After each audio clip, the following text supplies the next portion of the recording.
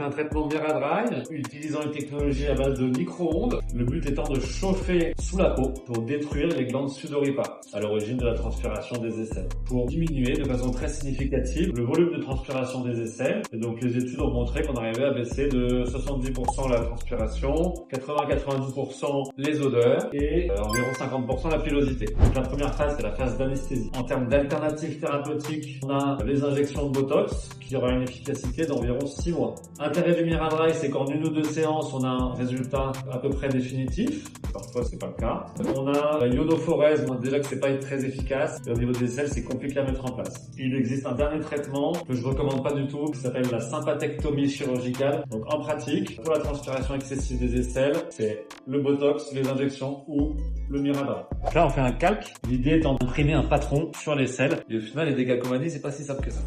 Hop. Voilà. Magnifique. On va paramétrer la machine. Voilà. Un dispositif qui va aspirer la peau pour pouvoir refroidir la peau en superficie et chauffer en profondeur. Qui dit aspirer dit ventouse, et donc on fait de l'étanchéité avec un petit gel. On est parti. Ils sont rien du tout. Donc on va faire tous ces points un par un.